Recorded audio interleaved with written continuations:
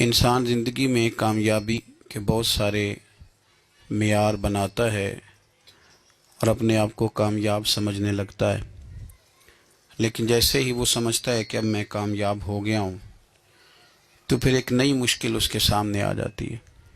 بہت سارے ایسے لوگ تھے جن کا خیال تھا کہ جس دن گریجویٹ ہو جاؤں گا، BA کر لوں گا، میں سب سے کامیاب آدمی ہوں، لیکن تکمیل تعلیم پر پھر نوکری کی دشواری نے ایک نئی پریشانی کا دروازہ کھول دیا۔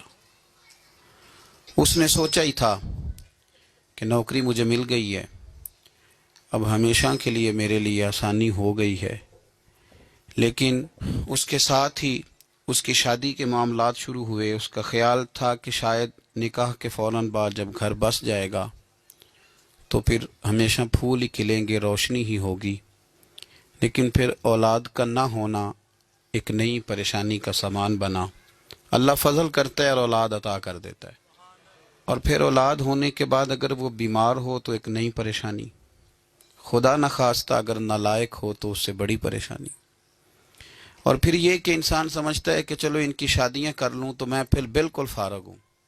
حالانکہ ایسا بھی کچھ لوگ اور روز یہ کہتے تھے بوڑھے کہ بعد بچے سارے بیاہ لوں میں پھر فارغ ہوں، لیکن کئی میں نے بیچارے اس طرح کے بھی دیکھے ہیں کہ بچے بیانے کے بعد زیادہ الجھ گئے، زیادہ مشکلات کا شکار ہو گئے۔ ایک سے فارغ ہونے لگے تھے تو 15-20 ان کے گلے پڑ گئے، اور مشکلات۔ انسان سمجھتا ہے کہ شاید یہ والی چیز کامیابی ہے، یہ والی۔ میرے بھائی یاد رکھ لیں، کامیاب بندہ وہ ہے جو محشر کے میدان میں کامیاب ہو جائے گا، جو وہاں کامیاب ہو گیا نا۔ دیکھو یہاں بڑے لوگوں کے نعرے لگتے ہیں، بڑے لوگوں کا ذکر ہوتا ہے، بڑے تذکرے ہوتے ہیں، لیکن اگر کسی کو قیامت کے دن چوک میں کھڑا کر لیا گیا کہ تیرا حساب ٹھیک نہیں تو پورا دے کے جا، تو وہ ناکام ہو گیا۔ بہت ساری کامیابیاں بھی کسی کام نہیں آئیں گی۔ میرے رسول کائنات صلی اللہ تعالی علیہ وسلم کو اپنی امت کی بڑی فکر رہتی تھی۔ ایک فکر جو نبی پاک کو بہت زیادہ تھی اور ہر وقت میرے نبی کو پریشان رکھتی تھی، وہ یہ تھی کہ اللہ تعالیٰ میری امت کو محشر کے میدان میں کامیابی عطا کرے۔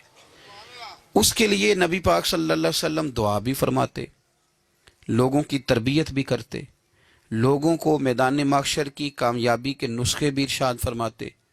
کون ساری چیزیں ہیں جو قیامت کے دن ہمیں کھڑا کر لیں گی، بچنے نہیں دیں گی، ان چیزوں سے بچنے کا حکم بھی ارشاد فرماتے۔